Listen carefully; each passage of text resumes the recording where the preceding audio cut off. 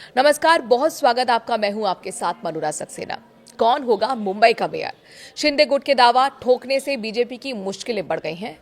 मातोश्री में नव निर्वाचित पार्षदों को संबोधित करते हुए उद्धव ने कहा कि बीजेपी कागजों पर शिवसेना को खत्म करने का दावा कर सकती है, लेकिन जमीन पर ऐसा नहीं कर पाई।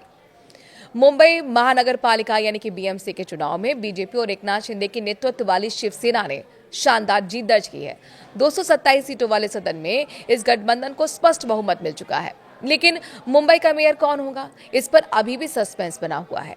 तो वहीं बीजेपी एकनाथ शिंदे गुट के अलावा विपक्ष भी अपनी तैयारी में जुट गया है। शिवसेना यूबीटी ने भी कहा है कि उनका भी मेयर हो सकता है। शिंदे गुट के दावे से बीजेपी की मुश्किलें बढ़ सकती हैं, क्योंकि माना जा रहा था कि मुंबई में इस बार बीजेपी का मेयर हो सकता है। बता दें कि इस चुनाव में बीजेपी को 89 सीटें मिली हैं। शिंदे गुट की शिवसेना को 29 सीटें, जबकि शिवसेना उद्धव बालासाहेब ठाकरे की जो 65 सीटों के साथ ही दूसरी सबसे बड़ी पार्टी बनकर उभर पाई। मौजूदा मेयर किशोरी पेडनेकर भी शिवसेना यूबीटी से हैं और उन्होंने ये चुनाव जीत लिया है। मेयर चुनाव पर शिवसेना यूबीटी का रुख क्या है, चलिए बताते हैं। मेयर पद को लेकर जारी खींचतान के बीच शिवसेना यूबीटी प्रमुख उद्धव ठाकरे ने डिप्टी सीएम एकनाथ शिंदे और बीजेपी पर तीखा हमला बोला है। मातोश्री में नवनिर्वाचित पार्षदों को संबोधित करते हुए उद्धव ने कहा कि बीजेपी कागजों पर शिवसेना को खत्म करने का दावा कर सकती है, लेकिन जमीन पर ऐसा नहीं कर पाई। उन्होंने आरोप लगाया कि बीजेपी ने विश्वासघात के जरिए चुनाव जीता है और कहा कि बीजेपी मुंबई को गिरवी रखना चाहती है। मराठे मानस इस गुनाह को माफ नहीं करेगा। शिवसेना यूबीटी का मेयर बनना हमारा सपना है और ईश्वर की कृपा से ये जरूर होगा।